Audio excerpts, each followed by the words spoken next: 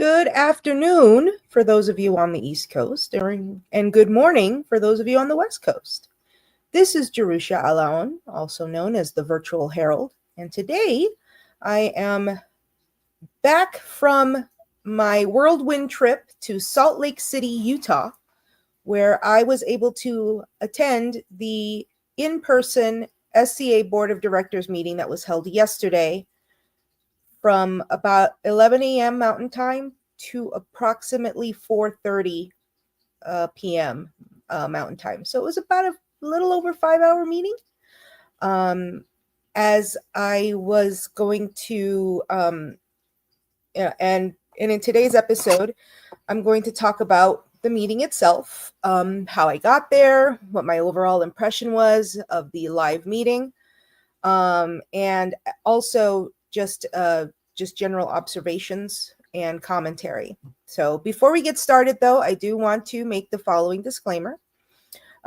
This show and this brand is solely based off of, is my opinion and mine alone. Joanna Garcia Stomel, also known as Jerusha Alaon in the SCA, also known as the Virtual Herald. I do not represent the SCA, nor its affiliates, subsidies, or any other corporate entities. And I do not, and nothing that I say here delineates SCA policy.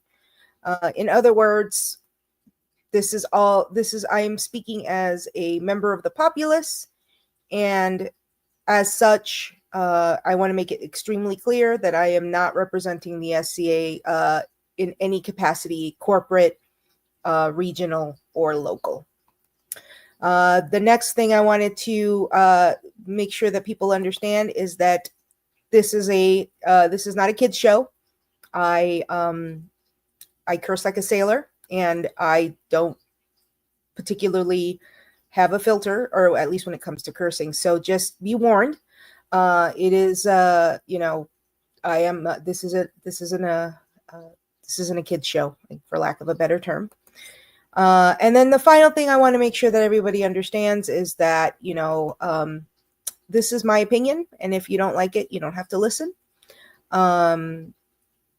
But I certainly hope you do. I like to think that what I have to say is kind of relevant and useful to folks. But at the same time, that's something that I can't discern. That's only something that you can discern. All right. So, with that being said, let's go ahead and get this party started. So back when they announced the April BOD meeting, they announced that they were going to be holding it in the Salt Lake City, Utah area. In the SCA, this is the Barony of Loch Salon, or Loch Salon, depending on who you're talking to, which is part of the Kingdom of Artemisia.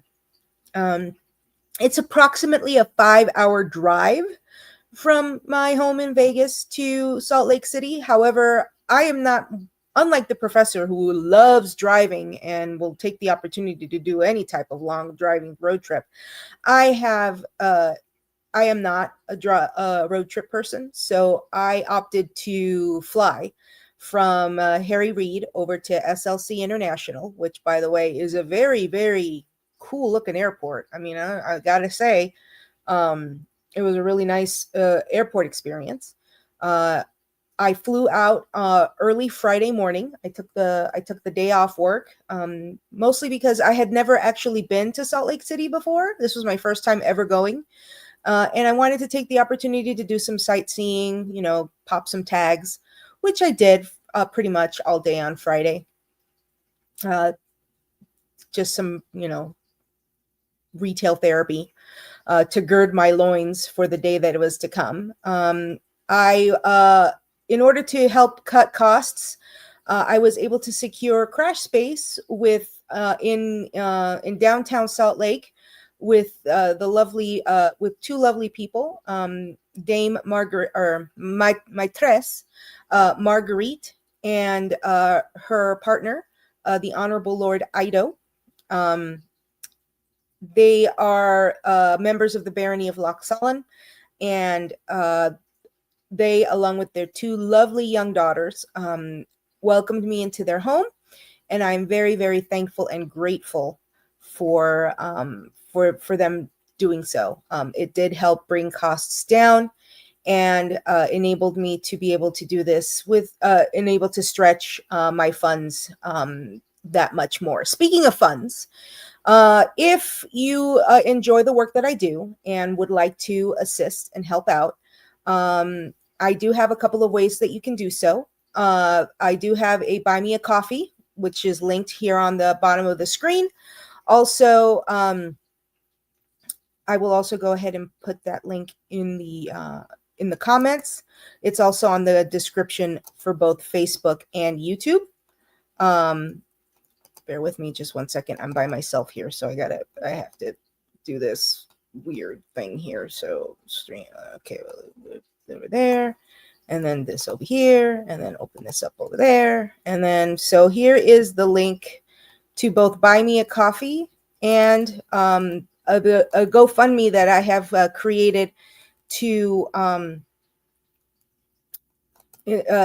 created so that I can purchase a year's membership into the for StreamYard, which is the service that I'm using for streaming. I do want to thank the generous donor who donated $200 towards my yearly StreamYard membership. I have already gone ahead and sprung for the core membership since it was a little bit, and I went ahead and got a year's worth. But I am hoping to continue to have assistance in subsidizing that. Plus, I'm still looking to purchase a yearly membership for Canva, which is what I use for my graphics, such as they are. So if you are able to assist me in any way, shape, or form, please feel free to check out those links. I have been asked about possibly doing some sort of Patreon. And while I am very much a fan of Patreon and I appreciate its structure, I don't feel that that's appropriate for me, because I don't really want to hide what I'm doing behind any sort of paywall. If I can certainly be convinced otherwise, if there's some sort of way for me to be able to do a Patreon without compromising that. So, but yeah, right for now, the Buy Me a Coffee link is the best way to directly assist. If you're wanting to earmark specific assistance for StreamYard and Canva, there's the GoFundMe link there. And also, another way that you can help out is by, if in my travels, as I go to various events, obviously I have to pay for airfare, hotel, or Airbnb. A lot of times I do get a rental car just because it's easier to get around and I'm not beholden to anyone's schedule. So any assistance in terms of crash space would be much appreciated. So if you're interested in hosting me for your or having me come out to your event, and you're willing to host me to help subsidize some of the expenses, definitely hit me up. You can either message me on Facebook or email thevirtualherald@gmail.com. I'll go ahead and put the email address on the comments, virtualherald@gmail.com. So if you would like for me to attend your event and are willing to help me with not necessarily, I mean, obviously I can pay my own way for site fees. I have airline miles and stuff like that, and I still have just a little bit left of the of my mom's the inheritance that I got from my mom. But that's pretty much good. That's probably going to run out by the end of this year. And then I gotta have to start thinking about how and where and what am I going to be able to do in terms of travel. But anyway, that's neither here nor there. If you're interested in helping me out, those are the ways that you can do so. All right, now I went over to the meeting location early Saturday morning. I indicated my interest in attending as requested by the board by the announcement in the SCA website. Um, I just, you know, I got there about um, 10:05, 10:15, because I wanted to make sure that I was going to be able to secure a seat. The announcement made it very clear that that seating was limited, and first come first served. And while I certainly appreciate and understand the limitations that the board has with having with corporate having these in-person meetings and whatnot, and I will say this: there was a total, other than the board members and the officers that were on site, there was a total of 6 people in the audience. Myself, a newcomer who had been there for whose idea of a good time is attending SCA BOD meetings. She'd been around for less than a year, but good on her. The Queen of Artemisia, I don't know her name off the top of my head. A gentleman named Bartholomew of Hightower, which from what I understand is a venerable person in Artemisia. And the Baron, and I believe the Baroness of Lochsallen, but I could be wrong. I knew that the gentleman introduced himself as the Baron of Lochsallen. The woman next to him, I did not quite hear her introduction. Later on, there was one other person who arrived later on in the meeting. I did not catch her name or know who she was, but she sat with the Queen of Artemisia, so I'm assuming some sort of friendship was there. I myself positioned myself in the back of the room. There happened to be a table there with that I commandeered as my kind of little desk. I set up my laptop. I brought my own hotspot, so that way I could ensure that I had a uninterrupted and strong internet signal. I did not want to chance being asked to go offline due to restrictions, or I didn't want to depend on the hotel's Wi-Fi connection, especially since I wasn't a guest at the hotel, so I wouldn't have had access to it anyway. That is one of the other things that I used, that I have purchased with the funds from the generous donations that I've gotten, the Wi-Fi hotspot, and then it's pay as you go. So I have $35 gets me about 10 gigs for a month. And after a month, it's use it or lose it. So it's only good for a month. But so I had that set up. I also had my tablet with the agenda in front of me so that I could scroll by it.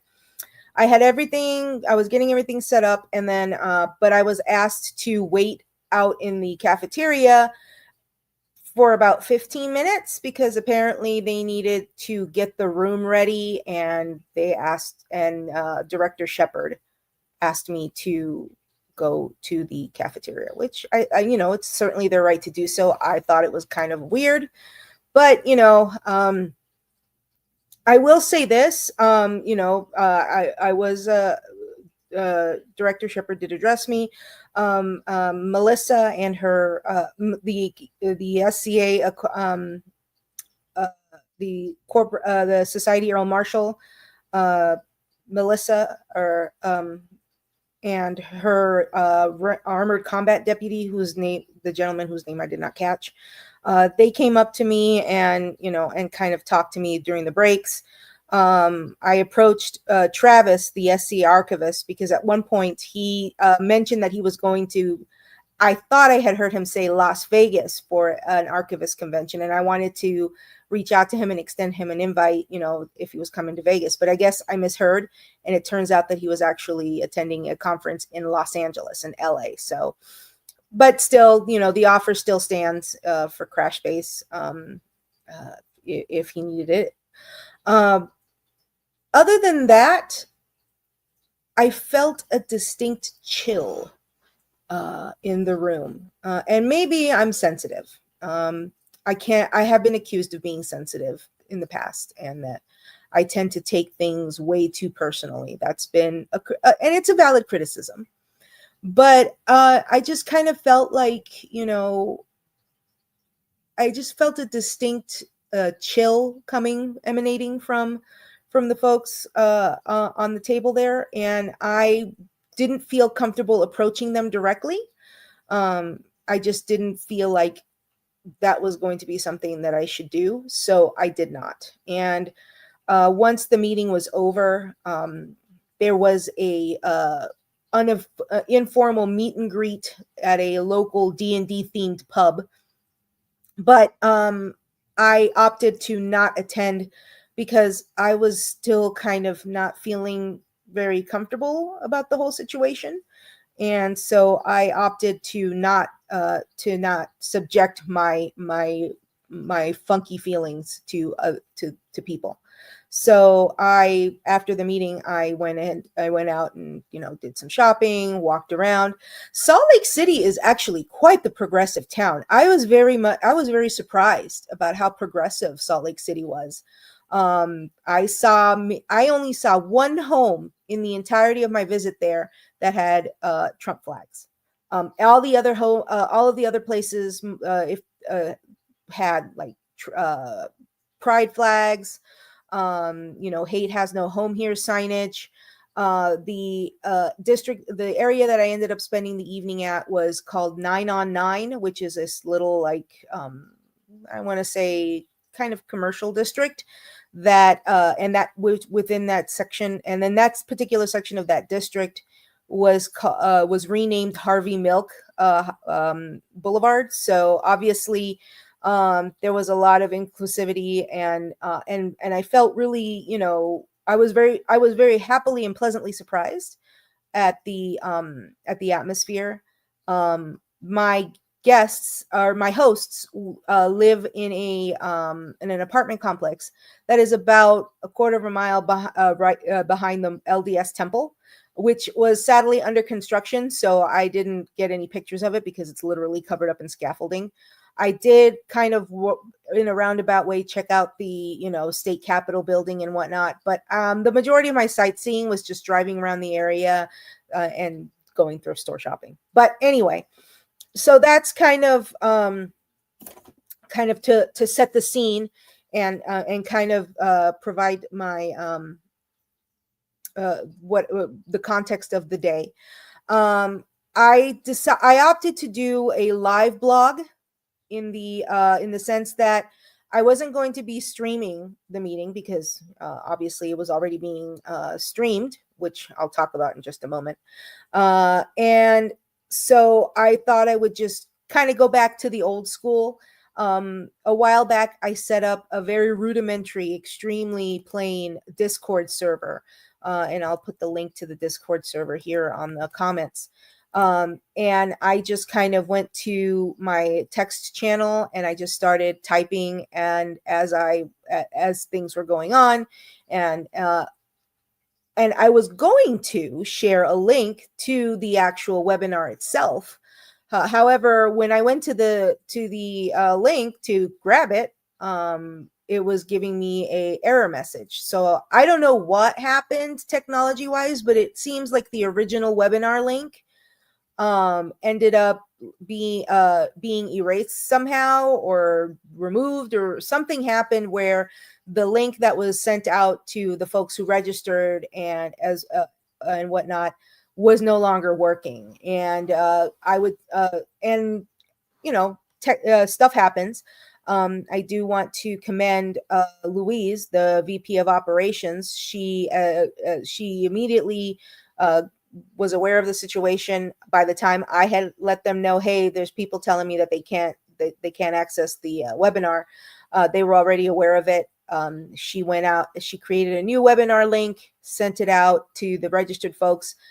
They actually shared the webinar link on their social media, which I have to say, I wish it's something that they would do more often. They do stress the importance of registering because apparently there's only a limited amount of slots. However, I think that in the spirit of transparency, I think it's a good idea for them to actually just share the link, because I can guarantee you that yes, there were more people attending the board meeting virtually than there ever was in that audience. But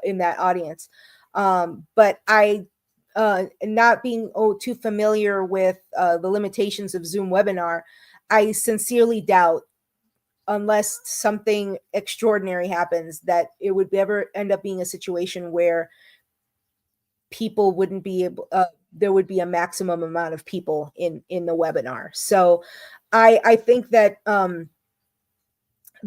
posting that link prior to the meeting, and maybe advertising it a little bit more, will go a long way towards establishing a little bit of goodwill with the populace. There was a lot of talk during the board, specifically by the chair. I don't know his. I don't know his.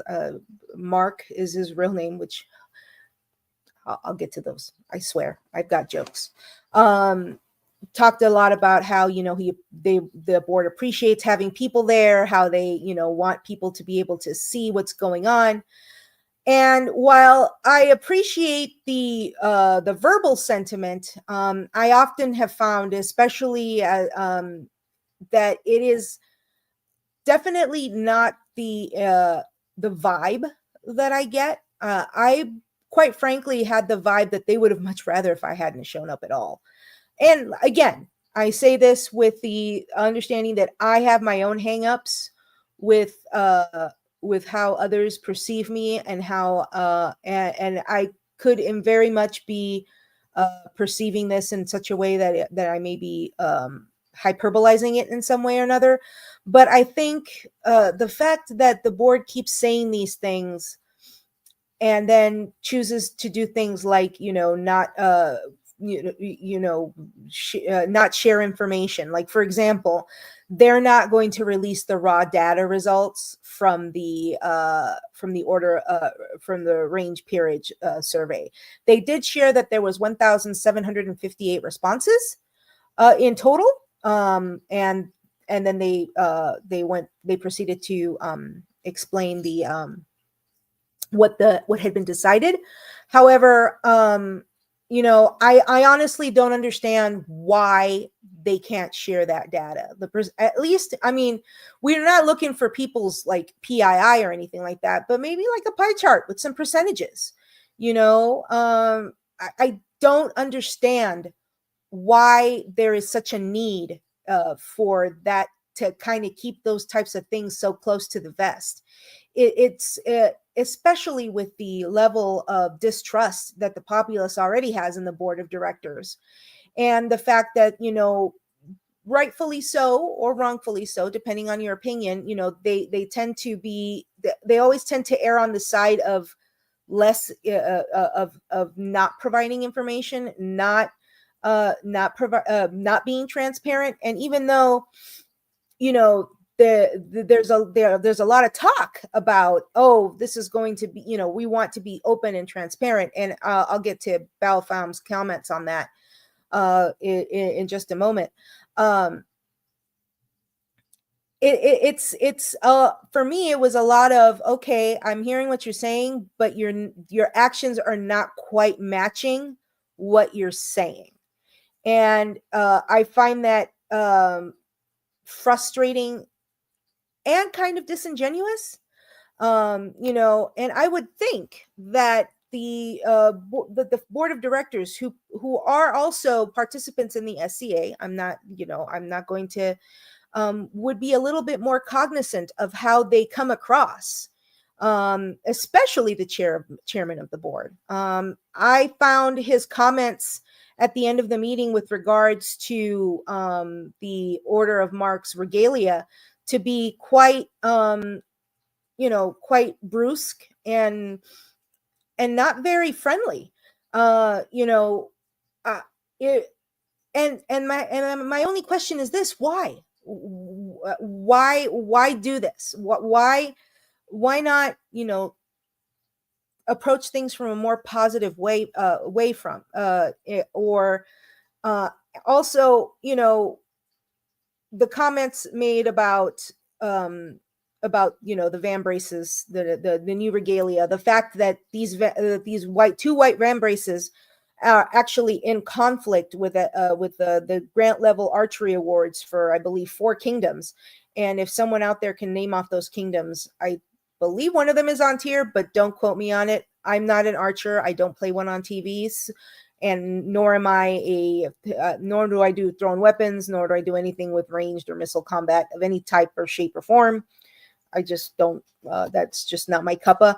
The professor, he loves thrown weapons, but that's a whole. But that's him, not me. I just didn't understand why, if the board of directors was so invested and involved in such an authoritarian way on what this order was going to look like in terms of name, armory, regalia, that they would take something as quite serious as, conflicting regalia and just say, oh, just let the heralds deal with it. The heralds can deal with that. They can provide advice to the kingdoms. And that just kind of really sounded off-putting. Also, I would venture to say that some of the comments made by Director Shepard with regards of, well, you don't need to wear your regalia, it's optional. And the thought about, and the questions about, whether or not, what constitutes a van brace, whether it's, two, if it's bracelets, if it's cuffs. I think the scallion really is always quick on the draw. They immediately post, I think probably within a couple hours of the meeting ending, posted an article about the board of directors corporate dress code, which I found to be pretty telling about how disingenuous the board's responses were to some really real and valid questions, especially because of the fact that the whole thing with the name and all of that was, in my opinion, handled pretty badly from a PR perspective. For all of the talk that they say about, these are volunteers and we're volunteers this, and everyone's a volunteer and blah blah blah. Well, yes, we are, but you don't seem to. The College of Heralds, pretty much got, for lack of a better, they got shat on. They did all of this work and presented all of these options, and the way it was just handled, and the miscommunication, and the fact that the board did not choose to take some responsibility for those issues, I think it was really telling, and left a bad taste in a lot of people's mouths. I've already heard people talking about, well, I guess I can't have white cuffs anymore because that's going to conflict with the order of Mark. And whatnot. So, I think that kind of brushing off those very real concerns that members of the populace had about this aspect of the game is something that the board should take a little bit more seriously, especially if they're inserting themselves in this game aspect, which I can, I'm already kind of, wondering about, the how this corporate structure makes it so that these board of directors, which is ostensibly a modern corporate type structure, is so invested and so involved in the game side of the corporation. If you're going to be involved in the game side, then be involved, go all in, and be involved for everything, not just the stuff that you want to nitpick about. So I think that that's something that that with a little bit more care and a little bit more empathy and understanding could have gone so much better. I don't know.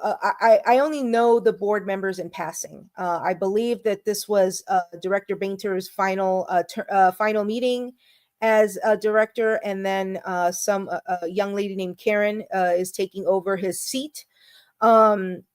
which, good for her. I wish her the best of luck. One of the comments that Mark made was this is a very rewarding experience, and we're looking for people of all backgrounds and walks of life, and this was towards the beginning of the meeting when they were discussing recruiting, and the nominee list, which the link to which I'm going to go ahead and put in the comments for folks to look at.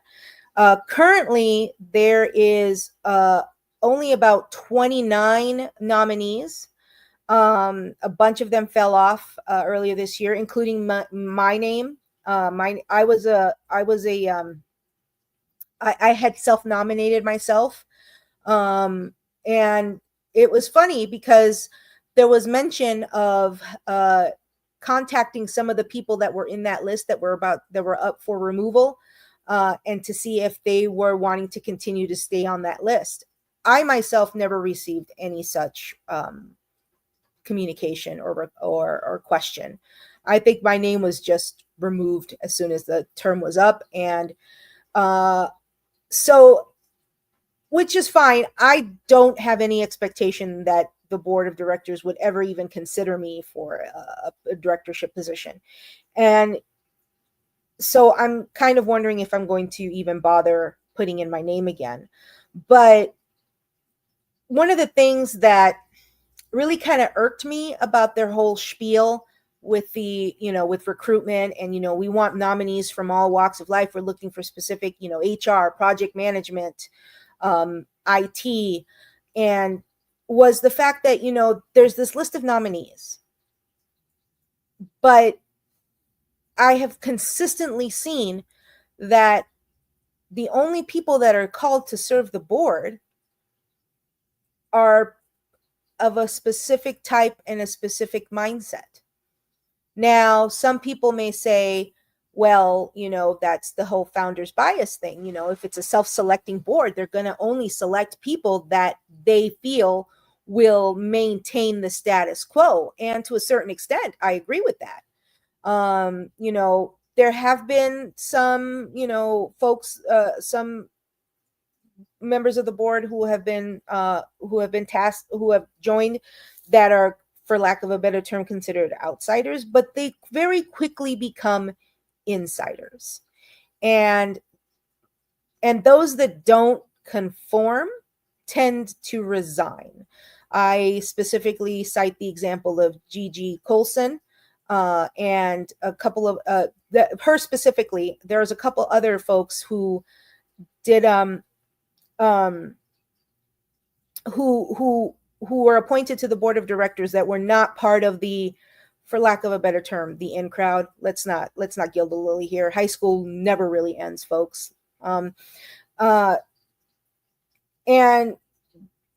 their tenure has always been cut short. And in the specific case of Gigi, when she finally decided she had enough and was going to resign before the end of her term, instead of looking at the nominees and selecting someone from that list, they instead brought in Aaron Lloyd,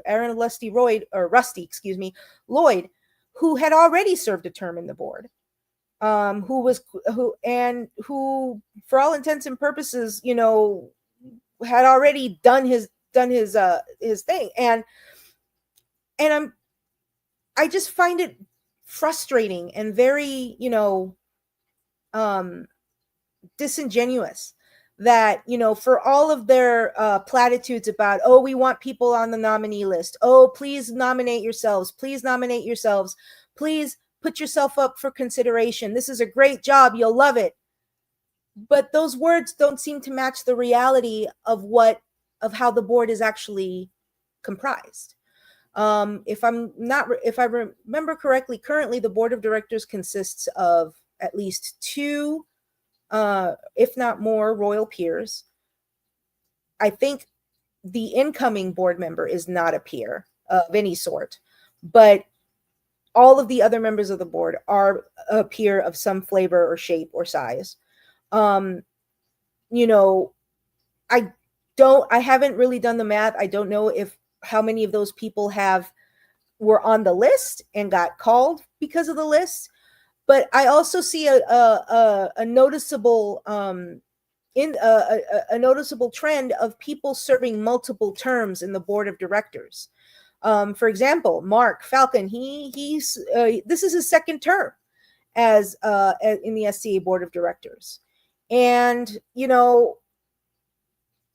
I kind of wonder why. Why would that be the case, especially if there is a list of people um, that would love the opportunity to serve and have put themselves out there, but yet you're going to go ahead and appoint someone who has already had the job before.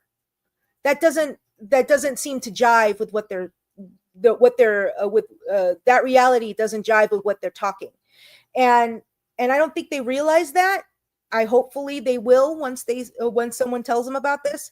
I don't know if I'm I'm screaming into the void or not. I like to think that somebody listens to what I have to say, but I'm again just one person who who is coming at this with her experiences, not just as a longtime member of the society. I've been playing consistently since 1999. So this year is going to be, the 2025 is going to be my 26th year in the society.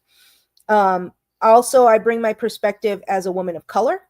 And, from a modern standpoint, I basically work in project management and in HR and payroll. So on paper, at least, I should have the qualifications that they're looking for someone who might be a good fit for the board of directors. However, other than the initial interview that I got when I was first nominated 2 years ago, I never heard back from the board whatsoever with regards to interviewing for an open position, or perhaps doing or anything really. And I don't know what other people's experiences are as a nominee in this list. But again, for all of the platitudes and we want you to, to put yourself out there. Oh, we wanted you to do this. We want you to do that. That's not matching what the reality of the situation is. And it used to be easy to conceal that because obviously, these meetings are only held every 3 months. Until very recently, they were all strictly in person. The pandemic basically brought in Zoom and has not, and no matter how much they would like to, and I'm pretty sure that there are those who would love to have it so that meetings are no longer virtual in any way, shape, or form. That's just not feasible or practical, especially with rising costs for travel. So I'm kind of, so that was one of the other things that kind of made me go, I'm frustrated, and I'm not feeling it. I'm not feeling the good vibe. So that was kind of one of those other things that I wanted to mention. Of course, the big thing on the agenda was the reveal, as it were, of the range peerage, the name, the badge, and the regalia. And actually, before I continue, let me go ahead and copy and paste the agenda for the meeting that was made available online. So I went ahead and posted that for y'all to look at, and I'm kind of going back and forth, not in order of what the topics were discussed, but just kind of a free form commentary as I remember things. And I'm going to be honest, I may forget to mention some things, but these were some of what I have talked about so far were some of the things that really stood out to me and were kind of, in my mind, a little bit egregious. Again, the word that I keep saying and that I keep coming up with is disingenuous. It felt really disingenuous, some of the things that were said at that meeting. And I don't know these people, and I don't know if this was, due to corporate speak or anything like that. I mean, again, these are just my observations and what I saw, and what I observed. So take with that what you will. So the ranged peerage was announced. It is now the ranged peerage is going to be called the Order of Mark. Already, there have been lots of jokes and memes with regards to the name of the order. My personal favorite, and the one that I've been using online, is this GIF from a movie called The Room with Tommy Wiseau. It is considered probably one of the worst movies of all time. And there's a line that he says when he that that just perfectly fits with just kind of my thoughts on the matter. And I've been using that GIF or GIF in my commentary. It's when he walks up and he goes, "Oh, hi, Mark." So that's kind of the one that I've been going to. And then of course there's been jokes about marksmans and markers and gambling marks and all sorts of other jokes and stuff. Which I get it. We're all at the end of the day 12-year-old children, no matter how much we want to pretend that we're adults. And I'm sure that as people kind of ruminate with it more, they'll become more comfortable with it. Personally, out of the options that were provided to us, that was probably the best one, considering that one of the other options, the Order of the Leopard, is already an established real world modern order, based out of Kyrgyzstan and some other Democratic Republic of Congo, and has members that are of questionable morality or whatever. I don't know. Of course, if that had been chosen, then my meme of choice would have been the whole leopards eating faces kind of trope and joke that's been going around lately, as things play out in the United States with our politics and the current administration. And I don't remember what the third one was. I really don't. It must the big butt hurt of the whole thing was that the name that the college recommended the most, the Order of the Esperance, was unilaterally struck from an option by the board of directors. And when directly asked this question, I actually asked this question on behalf of Cormac Moore. Hey, hi Kevin. With regards to why they did not consider that. Director Falcon pretty much gave a non-answer to that, which was, again, very frustrating to hear. It's like, why can't you just be honest and say that y'all just didn't like it, or that it was too close to like a chivalric order and period, or whatever it was.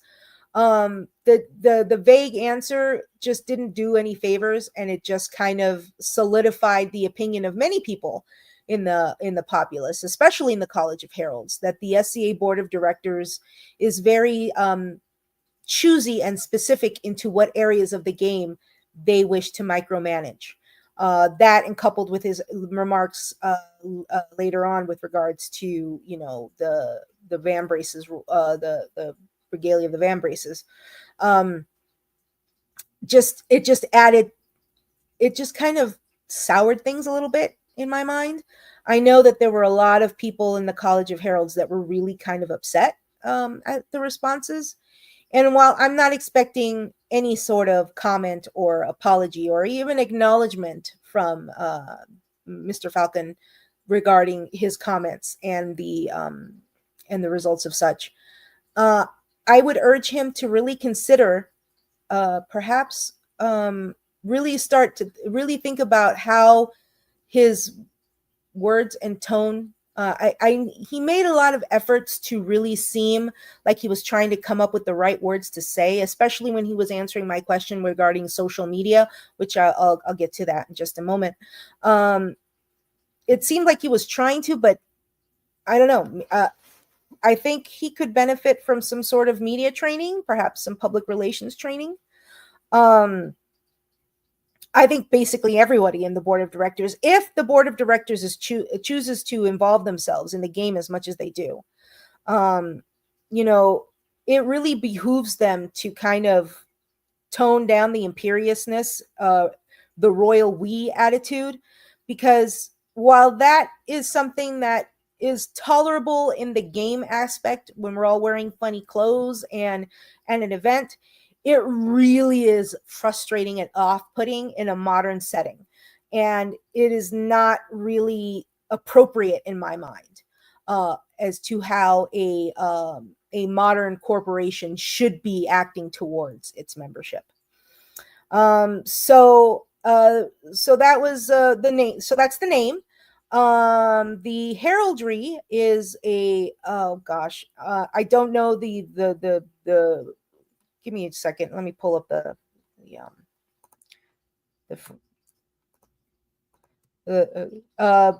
Cormac has written a lovely article about depicting the mark badge, which I will copy and paste a link on here in the comments.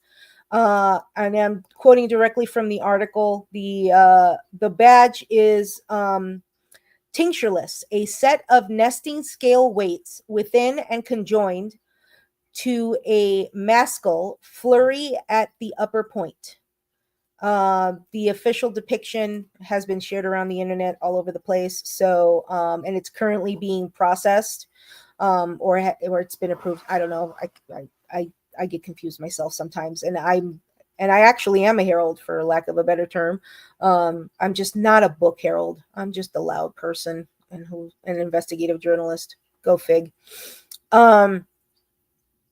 So it was, I thought, one of the more complex designs. It wasn't my favorite, but I can see once I've read the article and the various elements of the badge were broken down, I can see how, this would be, something that is very much, can be instituted and be made as part of, the SCA heraldic tradition.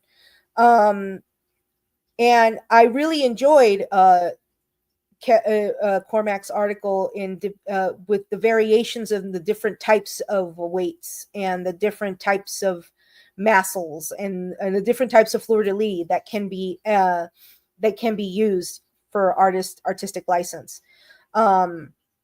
So check it out. It's been shared around the internet. So, but I figured I would just point to it because it really helped me understand the elements of that badge. I know that there has already been, talk from the various SCA centric merchants. For example, Crown and Chalice has announced that they will be creating medallions for the for sale. Alex, the scribe of ATS Galleries, she has created a medallion and has already posted it for sale. And I'm pretty sure that artisans are already kind of thinking about and contemplating how to represent this badge in their chosen media. I myself, as an embroiderer, am definitely I'm glad it was the more complex, but it's still, especially since it's been broken down for me, I do find it, that there's a lot that I could do with this design in terms of surface embroidery, the different types of stitches, how to do this in a kind of a gold work setting, and the fact that it's tinctureless, where upon the color of the actual badge, the colors are pretty much open to interpretation, I think adds another element of creativity that some of the other badges don't order badges just don't have. So I'm looking forward to seeing, the first the premier members of the order being chosen. The final the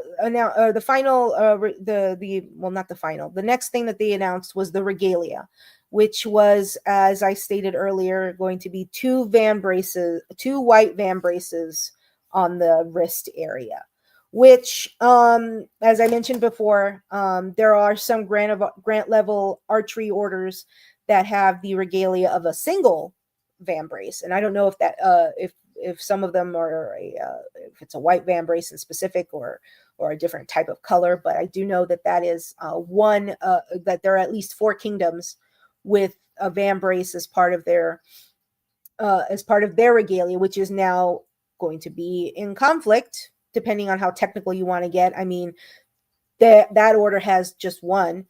This new order of Mark has technically 2. Also, what constitutes a vambrace? I mean, is it an actual vambrace that goes like through the, for lack of a better term, that encompasses the upper arm? Is it going to be more of a bracer style, which is kind of like a bracelets type style? Cuffs were actually mentioned, and what what that means in terms of sumptuary law and tradition, which the board didn't really want to address. Again, I'm just kind of recapping what I said earlier. Suffice it to say, I guess it'll just remain to be seen. I will say this for those people that are going to be the premiers of this order. There's a lot of you guys have a lot of daunting work ahead of you in establishing, your own traditions and kind of taking this bare bones structure of order name, regalia, and badge, and kind of evolutionizing it and making it your own. And when I say I'm talking about your own, I'm talking about the future members of the order. Speaking of which, the order itself has been approved, so it is good to go. The instructions are that the crowns of all of our SCA kingdoms can begin offering admittance to the premier of this order on or after May 1st, which coincides with the SCA New Year. The first 3 people of the order will be offered directly from the crown. After that, any additional members of the order have to be admitted with the consultation of the premiers and whatnot. So, in fact, I think that's the exact same way that the mod was populated at when the Master of Defense peerage first became established. Before the end of the day, multiple kingdoms, multiple crowns have posted instructions to their populace to send them recommendations for people that they believe should be premiers of this order. I know that there's already been conversation, at least in various forums, about potential about people that could potentially be part of this order, and something that was pointed out to me by Marguerite as we were talking last night when I got back from my shopping trip. Was that the crowns have a pretty big responsibility here, because the 3 people that they choose to start this order are really going to set the tone for how successful this order will be in the future. So, there's things to consider, whether or not these premiers will have already received a peerage. There's personality issues, PLQ issues, and these are going to have long-lasting effects on the traditions and the cultures of each kingdom. So I myself am excited to see what is going to happen. I know that here in Caid, Valentine and Brock, the Khan and King of Caid, made a post on their social media requesting letters of recommendation from the populace, and they have indicated that they will be making offers, on or after May 1st, and that they plan on having and the idea is that there will be at least some elevation of those folks on June 7th, which is the first day that folks can be actually elevated to the Order of Mark, with the understanding that all folks that are elevated on June 7th will have basically the same order of OP, order of precedence, which is a kingdom thing, So Ben Caid, that's the weekend of our Arts and Sciences Collegium. So that event just got really interesting. I believe that is also one of the weekend of Lily's War, if I'm not mistaken. So that certainly is going to be a grand stage for induction of creation of the Order of Mark for Callantyr and the other kingdoms that participate in that war. Obviously, Penzik is going to be, in addition to all of the other various and sundry recognitions and awards, I'm sure that there will be several writs or offers made at Penzik, or elevations even after Penzik, because again, once the first three have been elevated, they can immediately start meeting and determining additional members to their order. And so hopefully it'll pick up steam and people will see a lot of folks being recognized in the coming months. So that was the big reveal of the meeting. And that's the main, point of the biggest news item from the board. There were some other topics of discussion that I wanted to bring to you guys' attention. And I know that I'm at the hour mark, so please forgive me. Again, I've been thinking about this and mulling it over in my mind since probably 6:00 last night when I was shopping around in Salt Lake. But a couple of the things that were discussed that I really feel need to be made a note of is right after the range peerage announcement and stuff like that, the Society Seneschal made it it wasn't so much a request for policy interpretation or anything like that. She made what pretty much, in my mind, is equivalent to an announcement that people who represent themselves as part of SCA corporate and do so by posting on their social media profiles that they work at SCA Inc. I know that that's something that you can do on Facebook. That's something you definitely do on LinkedIn. That those people who specifically on their social media profiles put that in their profile that they work for or they represent themselves as part of the corporation, that those people could be subject to sanction for failing to follow the SCA Code of Conduct policy, which was the other major item of note from the Society Seneschal's portion of the meeting. The Code of Conduct was approved and read. I believe that that document is now available and published. I think one of these days I'm going to actually do a deep dive into that for a podcast episode.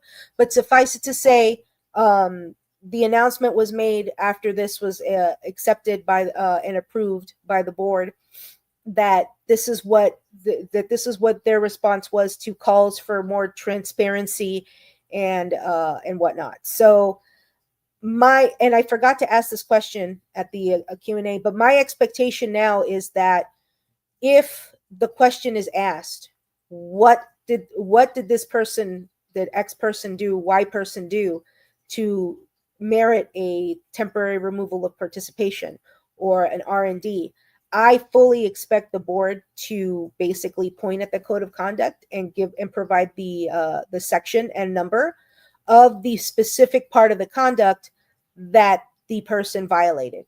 That's not releasing any personal details about the situation. The wording of those rules is general enough that it yet specific. And I think that in order for this Code of Conduct, or as I like to call community standards, to be really taken seriously by the populace, it should be what the board and points to as, okay, for violation of Section 2 or Section B, Rule number 2, Joe Dirt is termed. And then, as a result of the investigation into the violation of this particular part of the code of conduct, Bobby Y has been R&D'd. I think that is fully within the scope of the board. They can certainly do that. Whether they actually will or not remains to be seen. Again, I'm not going to pretend to know what if this board of directors code of conduct thing is actually going to do anything. I also would say this: for those of you who have social media profiles that include your SCA name, I don't think it's a bad idea to have your SCA name. I do. In fact, I have 2 profiles on Facebook, one of them with my modern name and one with my SCA name.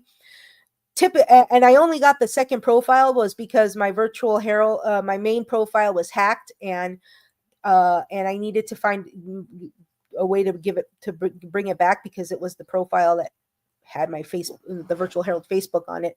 That was a whole saga. I have since rectified this, and there are now multiple people who have admin rights to the virtual Herald. So if somebody from Vietnam decides to try and hack me again and use my platform to advertise Ray-Ban sunglasses, I will have at least one other person that I trust, the professor and the editor, have full admin access and rights to the page, and so that it can be recovered and whatnot. So if you have your social media profile with your SCA name, that's perfectly fine. I would highly recommend that if you have in your Facebook profile that you worked for or at SCA Inc., that you remove that entirely. First off, it's not true. The only employees of SCA Inc. are Louise, Bao, and Leslie, the VP of operations, the president, and the executive assistant. As far as I know, those are the only 3 people who actually work and get a W-2 from SCA Inc. So you've got that. And the second is, having that in your profile does open you up to liability in terms of, possible sanction or something like that, by virtue of the fact that you are representing yourself as part of the corporation when you're really not. That's why I always begin every podcast with my disclaimer that this is a work from myself. I do not represent the SCA. Nothing that I do or say delineates SCA policies, et cetera, et cetera. I did ask for clarification during the question and answer period as to what their what are the thoughts for SCA adjacent entities. Again, even though I am not representing the corporation in any way, shape, or form, without the SCA, the virtual Herald would not exist. The SCA is my main focus. It's what I do. Within the auspices of the virtual Herald. And my concern, when I asked my question, is like, well, based on the directive that you're giving, what is the expectation for those SCA adjacent type of entities? In addition to myself, we have folks like the Ask the Knights folks, any of the guilds or unofficial SCA groups or whatnot. Obviously steps have been taken by social media and corporate to make sure that the branding is consistent across all methods. But I'm talking about truly independent SCA people such as myself, which have no connection to corporate, no connection to as of right now anyway. I'm not holding any kingdom or local office. And whenever I did hold a kingdom or local office, I would be, I'm explicitly clear in the fact that what I do as virtual Herald has absolutely nothing to do with what I did when I was ex-checker for Starkoffen, when I was regalia officer for the Kingdom of Atenveld, et cetera, et cetera. And Stacy, the society seneschal, responded to my question, basically saying that as a member of the SCA, I am held to the same code of conduct standards that no matter as everyone else.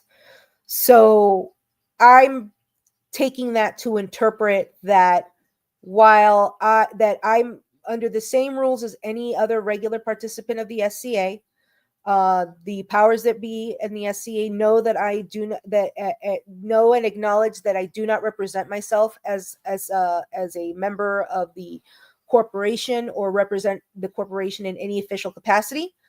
But they also, but it was also made very clear to me, I believe, that should something happen adversely, I could potentially be subject to sanction depending on whatever actions may happen in the future.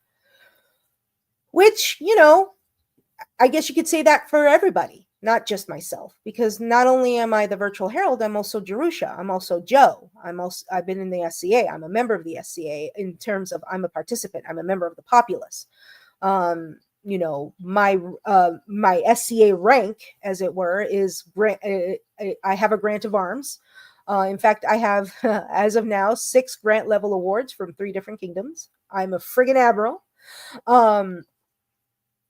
So I'm not even of the highest rank in the SCA. But my behavior is expected to conform to this what I'm calling community standards. So and my fear is that that this could that there is a potential for abuse. Now, I do like the fact that the code of conduct specifically states that any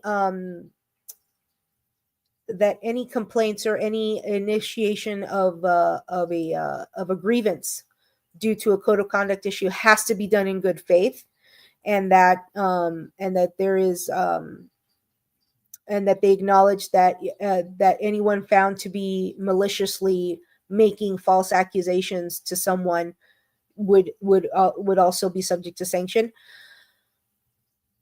Whether or not that actually happens, when an organization as old as ours is trying to finally bring their paperwork and their and the way they do things up to the 21st century, it's difficult because you have a lot of institutionalized bias in that. For many, many years, the culture in the SCA has been to get along to give along. Don't make any waves. Any issues are handled internally, and that if you make too much of a fuss about certain things and topics and subjects, you may suffer social consequences. And that attitude still very much exists in the SCA. I myself have been have been a victim of that. As I discussed in my previous episode with Ducky has been the victim of that, even though they have been highly praised for their actions with the gauntlet. There was still very much the social consequences that they are suffering and are still that they're currently suffering, that has made it so that this game is very different for them now than it was before the gauntlet. And I think that that's just something that people just need to keep in mind. As for me, I myself will continue to do what I do. I have my platform here on Facebook. I'm gradually expanding out. Like, I have my YouTube channel. So if you want, if YouTube is more your cuppa, the YouTube channel is available for you to utilize. I don't have the link in front of me because I prepared for all these other links, but I forgot that one. I'll post it on the comments at the end of the podcast, and I'll post it in the description for Facebook. I went ahead, the editor graciously went through all of my video archives from the Facebook page and downloaded all of those videos, because Facebook has instituted a policy where any video uh, in the Facebook page will be automatically deleted after 90 days. So I wanted to preserve all of my historical videos from, years ago. So thank you so much to the editor for downloading those. I will be slowly uploading them on. I'm contemplating maybe doing a digging in the crates type of retrospective on on some of the things that I post, but as time permits, those will be coming up, and all future episodes of the Herald Speaks, will be live streamed through Facebook and in YouTube, and the video itself obviously will be available on YouTube well past the 90-day mark. So that's kind of where we're at on that.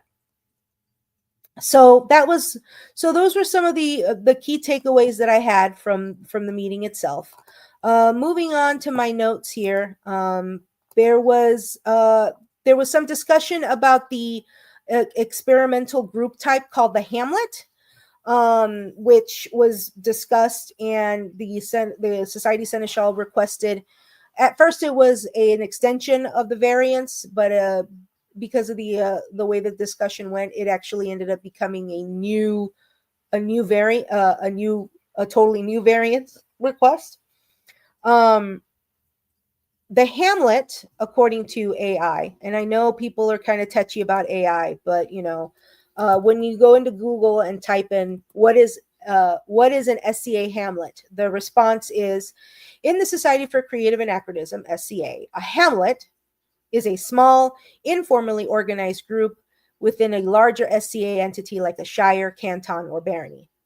It's essentially a local group of SCA members, typically with a minimum of 5 individuals who gather and share interests or activities, but don't have the same formal status or obligations as other organized groups. There was a lot of discussion about how this type of designation is helpful for groups that are having difficulty maintaining membership. One of the two out of the three the three dissolutions that were mentioned, 2 shires in California and 1 in Canada, they were all dissolved due to lack of physical members in those areas. And specifically in the case of the shire in Canada, they could only find one person participating in the SCA in that area, and that person was not interested in fostering or helping the group return to active status. So the other 2 groups decided to go ahead and merge with larger groups that are closer to them. I believe a couple baronies or something like that. And the discussion kind of talked about how using the Hamlet as a group is sunsetting, gives them an opportunity to try and to try and get right the ship, as it were, and get people to start playing again and to start participating in with the goal of achieving of going back to their previous status, shire, canton, barony, whatever. There was a bunch of lively discussion. I did want to note something that kind of irked me.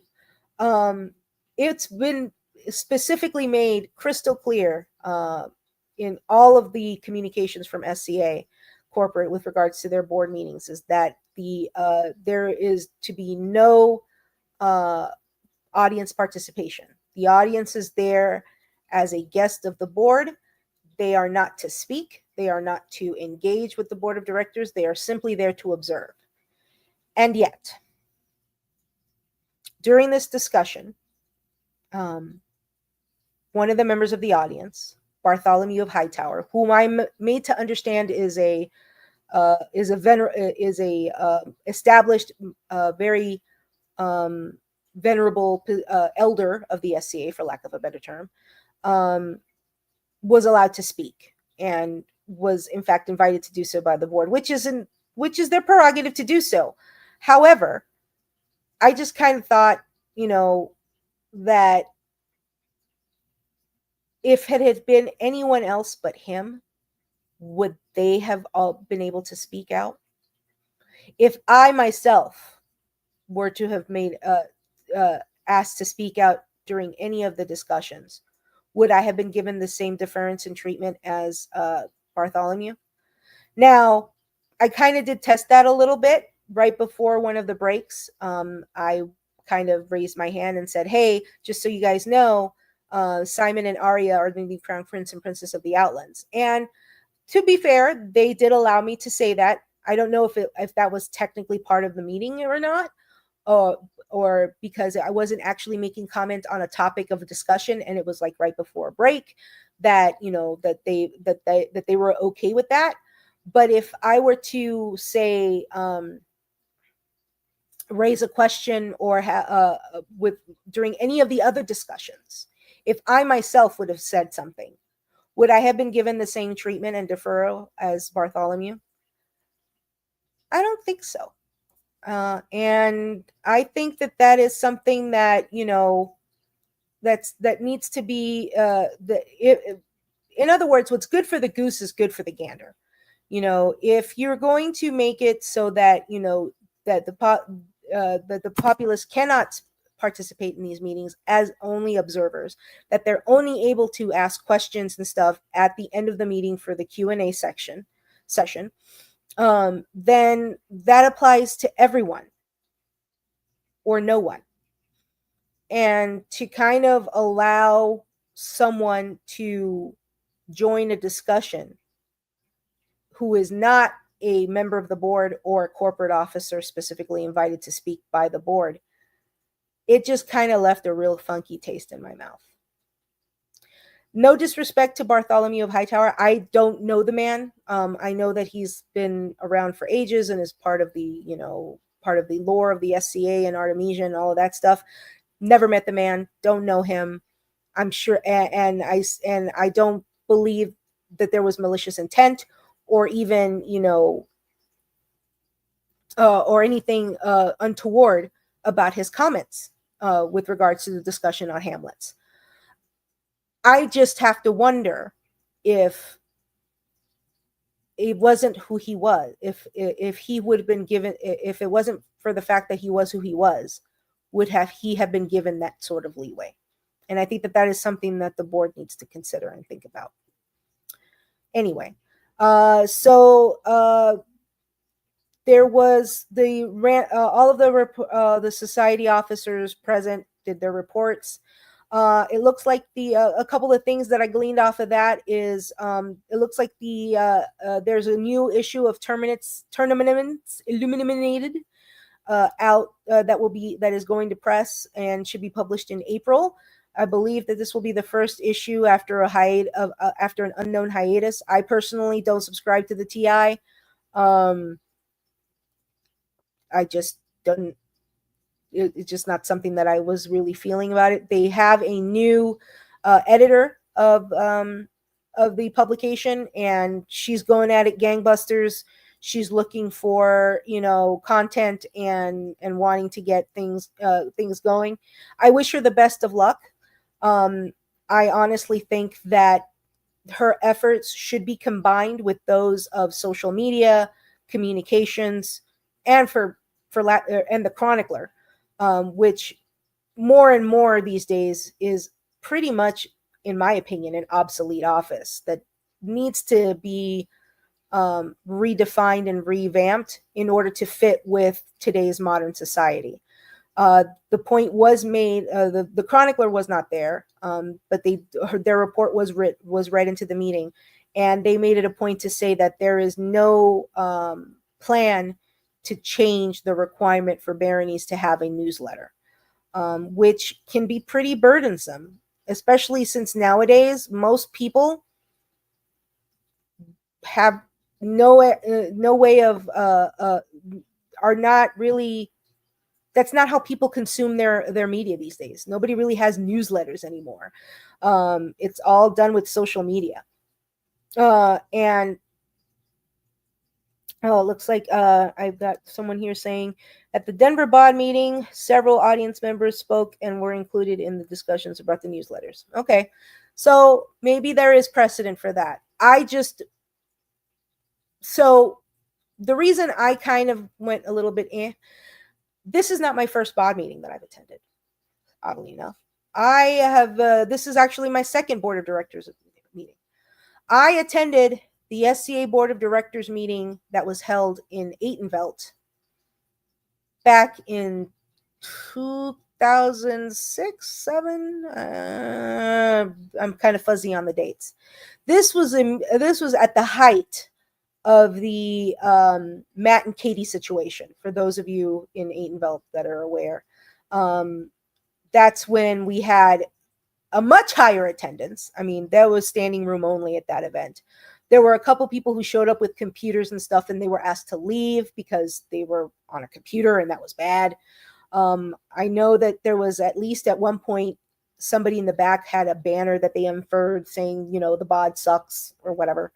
I attended the meeting because at the time I was part of the nominee board, and that was actually my formal interview during the lunch hour. I was interviewed to possibly join the board of directors. At the time, obviously, I was not chosen.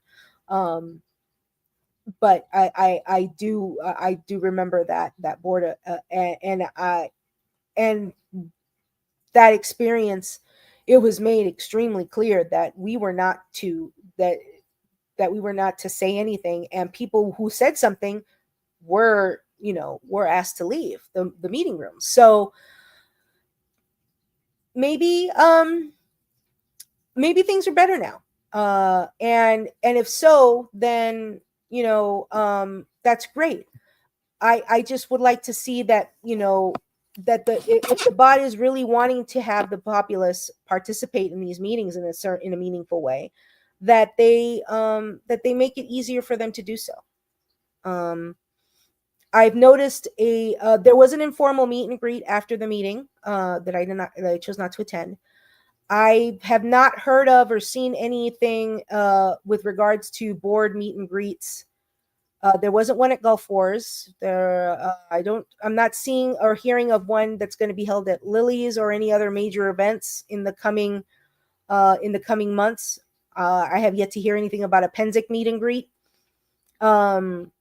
So again, I'm calling this out because I think that, if the board is truly interested in being transparent and encouraging the members of the populace to participate, they should be doing more of that and less of the other, which is basically obstructing and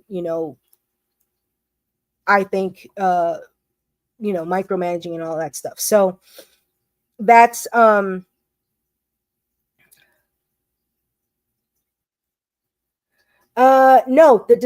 so the question asked by Charles was the discussion about Hamlets during the meeting. It was actually during the meeting itself. They actually called upon him, and because he was starting to talk, and then he kind of went up like this, and so it was actually during the meeting. It was not during the Q&A at all. This was like about say within the first 2-3 hours of the meeting. So I just think that again, the disingenuousness is rather jarring and telling, and I point it out so that the board can see it and do better. I hope. Additional, so I'm going through my notes here from the once again. There was a bunch of conference calls and special meetings that were held in between the last quarter meeting and this quarter meeting that the minutes were approved. I have yet to actually see any minutes from these meetings at all. I will admit, however, that I have not checked out the board meeting minutes in the membership portal lately. So I'm happy to be wrong if that is the case. But I believe that, another thing that can be done for the purpose of transparency is to perhaps make those more visible, make those meeting minutes more visible. Put a post on social media. Hey, the minutes for the January board meeting are now have been approved and are now available. Here's the link. Log into your member portal. check it out there. Use it as an opportunity to provide value for your membership. If this is information that's only available to paid members behind the membership portal, it's a benefit that should be, that should be marketed. That's the for all of the discussion about how to make the ACA membership more beneficial and whatnot. I think that is a great way of doing so, and it shows good faith on the part of the board. So that was one of the other things there. Let me see here. I'm going back to my. So far, no other comments. The Baofam, the president of the SCA, did have his report, and he talked about a series of projects that he's undertaking to streamline and help bring standard operating procedures to the corporation. I'm going ahead and going down my notes here. Just bear with me for just a moment.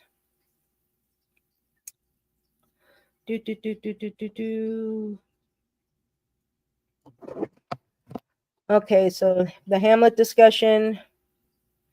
There was also going back to the Hamlet discussion. There was also a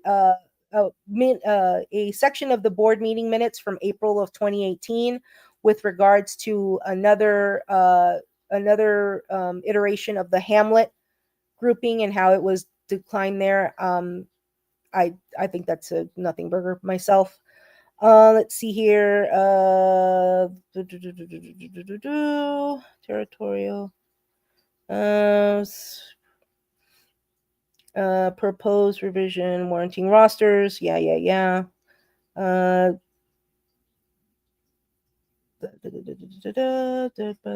Exchequer stuff. Apparently, while I'm here, the Exchequer and the Society Treasurer did do their reports based off of the notes that I took. The March balance is approximately 957,000. The investment account that the SCAN has lost 5% of its value since March 31st due to currently the corporation is in the red to the tune about 444K due to recent insurance payments. There is year-to-date loss of approximately 58K was also reported. The Society Treasurer is holding office hours. The next set of office hours is scheduled for April 16th. It would be nice if the SCA communications team would share that information so people can, if they so choose, participate in that, but whatever. Current assets of approximately 1.5 million. Now, I will say this: assets is not just money, cash, but also property, inventory, the publications inventory, basically both consumables and non-consumable goods that the corporate has. According to this, liabilities are at approximately 85K. And then the 2025 working budget is being currently adjusted. Membership numbers have been updated and info has been sent to the webmins to be published. So hopefully that will happen too. We already talked about the Society Herald. Social media and comms did their report together. Okay, so Bao talked about the various initiatives that he's working on, and he has given all of these initiatives names. So his stated goal is to building a foundation of consistency and making it so that we're not always reinventing the wheel. His goal is to work on standard operating procedures, SOPs, that can be used for purposes of streamlining streamlining and recording corporate and society procedures. One of the things he announced is that moving forward, all major initiatives will have a scope statement attached to them. This is something from project management land. A statement of scope is basically a statement basically saying this is a clearly lines out exactly what this initiative is supposed to do.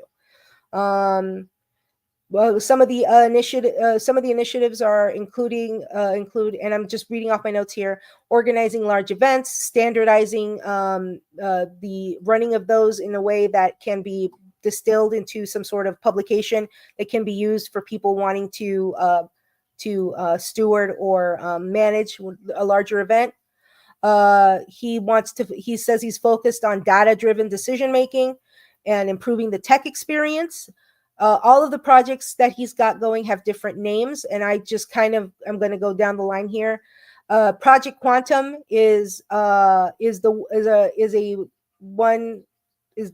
project is creating is a way to get modernized SCA banking. In other words, getting away from the checks and the paper keeping and exploring online banking options, which I'm all for. As a former exchequer, I think that our SCA financial procedures are bonkers and not reflective in any way, shape, or form as to how modern businesses and corporations do their banking. So, the Project Insight, which is kind of adjacent to Quantum, is reducing the complexity of the exchequer and simplify reporting. Again, I can definitely get behind that. As a former exchequer, I can tell you the most difficult part of the whole thing was the dreaded Excel spreadsheet report that I had to fill out every quarter. And it was one of the things that honestly tripped me up the most about the job. So, Project Rowan, and I think that's the correct name. At some point, some of these things I will admit that I couldn't quite hear at some point because some of these things were not very loudly said, and I was in the back. A Crown Guide is currently being worked on. There have been several, I think it was 325 current and former crowns in the SCA that have been identified. So far, 20 of them have been interviewed for this guide. Travis, the society archivist, expressed an interest in having that raw data for an oral project, which I think is awesome. They are also working on implementing the Patreon membership, and they're close to being done for that. Personally, I think that there's other things that you should be focusing on in terms of having membership benefits before they go even think about doing Patreon, but that's just me. And because of the proliferation and the increased popularity of Discord, they are currently exploring a society level Discord server, which good luck. Kaid just recently started their own official Discord server. And it's been going like gangbusters. So I think all of those are worthy goals. The only thing I would like to see, and I didn't mention this in the Q&A because again, I had a limited time. I would like to see these projects updated, more updates about them. This was the first time I had heard of any of these, to be quite frank. And I think that if you're really going to be about transparency and whatnot, that there is no reason why these that updates on these projects cannot be part of the marketing and social media communications brand of the SCA. Speaking of brands, Louise, the SVP of operations, did discuss the trademark of the SCA, the shield with the laurel leaves. Fun fact: the original SCA logo trademark, those are not laurel leaves; those are olive leaves. So there's a trivia for you. Also, the other thing that was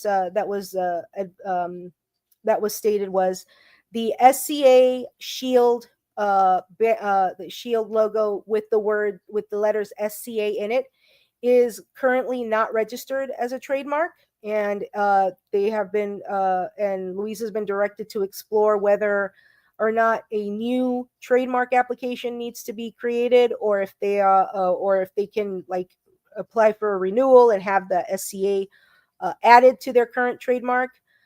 So do with that information what you will. Um, and that they're currently working with us with an attorney that is specifically who specializes in trademarks in order to get those renewed. Because apparently, hey, it's been almost 60 years. Time to renew those trademarks because we're old.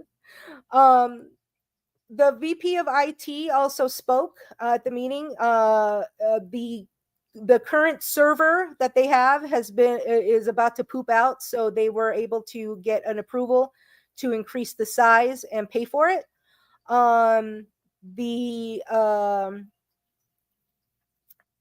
the IT department now has a SharePoint admin and 3 devs that have been added. The SharePoint admin is our good old Countess Ish out of Kaid.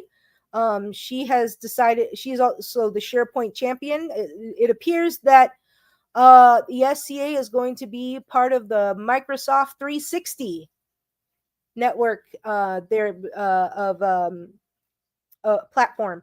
They'll be utilizing SharePoint for record keeping and all of those other things, which, I mean, that's an option, and I'm glad that they're doing it.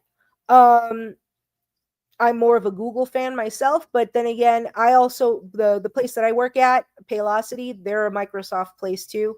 So it's 6 of one, half a dozen of the other. But the SCA is working towards bringing themselves up to date with that technology and using it in such a way that is long overdue, in my opinion, to be of benefit.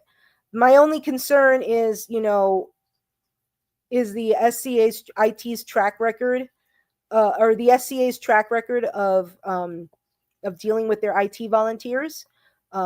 I only have to mention Brian DeMore to kind of, just to mention that. So I'm hoping that the lessons learned from that debacle are put to use here, and that we don't end up with another situation where somebody is being administratively sanctioned for saying the word hack or something like that. I honestly don't think that that's the case. I mean, when the chair of the SCA is a C-suite IT guy, I would hope that that sort of thing would not be happening again. But I would also hope that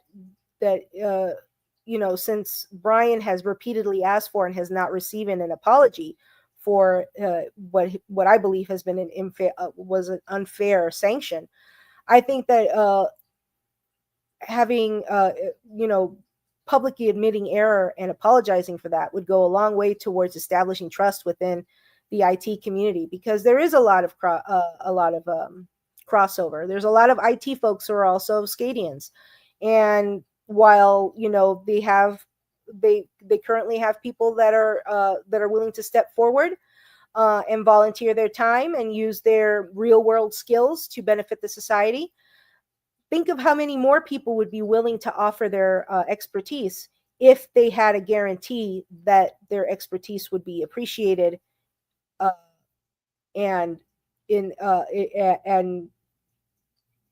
it was something that they knew would not cause them to lose faith and quit their hobby.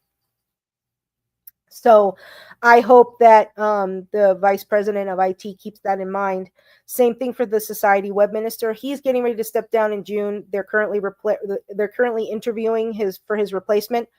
I'm pretty sure that I have no interest in the job. I mean, I'm not a web person.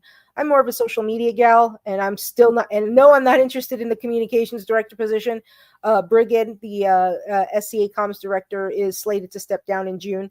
And they are currently working on putting out a call for applicants for that position. I don't know. I'm gonna. Even if I applied, I highly doubt they would even deign to interview me. So that was that. Society youth officer was there and talking about their stuff. Uh, the let's see here. Going back. The other thing that I thought was really cool was the work that Travis, the society archivist, is doing. He received requested and got permission to expand his budget in order to apply for a grant uh, that the SCA qualifies for by virtue of the fact that the archives are now housed in Utah. The state of Utah or an entity in Utah has an archival grant that people in that folks can apply for, and that provides up to $7,000 in reimbursed expenses towards archiving and preserving historical documents. So he is turning in that application, and I hope sincerely that he gets it, because I think that would be very cool. So I'm so good on him. The Society Earl Marshall was there to present their report in person. They discussed and updated the variants for Locac. The Society Rattan, the Rattan Fighting Society Handbook has been submitted to the board for review. The deputy for that position has requested a special meeting with the board to review that with them. So that's what that was about. For policy interpretations, the policy interpretation was upheld that youth marshals are not required for in tournaments or events where youths are fighting in adult tournaments, and that's 16 for rattan, 14 for rapier. So the policy opinion that a youth marshal is not needed at an adult tournament that a teenager is participating in has been upheld. And then there was something about a hammerhead, something about some sort of hammer doohickey mabob. It was at this point, not gonna lie, where my eyes kind of glazed over because he started talking about, squishiness and standards and something about vendors. So, in other words, the interpretation was accepted once they removed the mention of the actual vendor itself. So, let's see here. At the end of all of those reports was my favorite part of the show, the executive session and naughty list. Naughty list is what I call it. It's basically the announcement of any significant board actions with regards to sanctions, temporary removal from participation or TERP, as well as revocation and denial of membership, also known as R&D. It was a pretty short naughty list. Aiden O'Connor, SCA name Ivar something or other, his R&D was upheld. The TERP was lifted for someone who had a long, it seemed Roman name, something Tiberius, something other. I wasn't able to catch it, and I know that the modern name was somewhere in there, but I really couldn't tell what it was. But anyway, his or her or their TERP was lifted. And then Michael Rodriguez, known as Penny the Wizard, and then some other name, his R&D was upheld. So nothing as far as for my folks in Caid, nothing about James or Duke Duke Alexander. And there was other vague and stuff like that. So the meeting then it closed, and there was the question and answer session, which I went over in detail. And that, folks, is what happened at the meeting. So I know this went a little bit longer than I thought it would, because we're at an hour 45 minutes just about. But I felt that it was important for me to share this information, and because even though the board meeting was submitted as was broadcast as a webinar and people were able to see it, who knows when it'll actually get loaded up on the YouTube channel. I will give kudos to the comms team for loading the January meeting so quickly. I hope that that is a trend that continues. I also hope that the meeting minutes for these conference calls that were approved, as well as the meeting minutes for the January board, are loaded to the membership portal and made available and announced that they are now available, so that people can go in and see what those meetings are about. As you know, the even though the board technically has an open meeting only 4 times a year, realistically speaking, they're probably meeting once a month at minimum. And it looks like, and if I'm looking at at their agenda, at the top of the agenda were all of the special meetings and conference calls that needed to be approved. They had 2 in January, 2 in February, and one in March. And those are the ones that are official and that we know about. I mean, I'm sure that this is something that there were discussions off the record, just as with any other modern corporation. But as you guys can tell, this does take up a lot of time. So it is. So at the end of the day, I do commend the people that are in the board of directors. They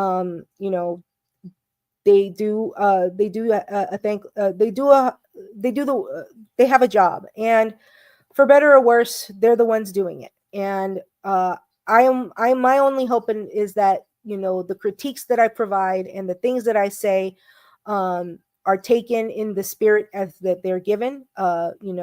Basically my observations based on what I have seen and what I think believe is successful. At the end of the day, though, I am just one person. If you feel any sort of way about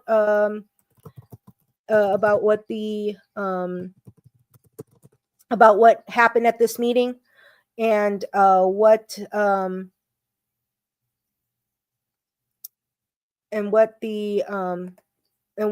you want to see happen, go ahead and send your comments to sca-comments@sca.org.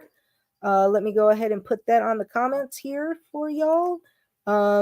Again, I'm just one person. And so it's very important that if you feel as strongly as I do about some of this stuff, that you make your voice known, because they can't, then that's something that cannot be ignored. So sca-comments@sca.org is where you want to throw yourself, send out your comments. I will admit I'm not as good at this as I should be. Most of the time I just put my stuff out there and I hope that they read it. I know that the board's policy is technically that they do not respond to or look at anything that hasn't been officially sent to them. Personally, I think that is not a good idea, because if you don't read the room, then you do stuff like what happened with the range peerage. But hey, what do I know, right? I'm just here for the food. Anyway, it's been a couple of hours now. I am going off of 3 hours of sleep. I've been up since 4 a.m. Mountain Time to fly back home from Salt Lake. Next week, I will be staying close to town. This upcoming Saturday is the Star Coffin Baronial Anniversary / Investiture. We're getting a new Baron and Baroness. I will be there doing my coverage, standard VH coverage of that event. Let's see what happens, folks. Until next time, this is Jerusha Alaon, also known as Joanna Garcia Stomel, the Virtual Herald, signing off. Until next time.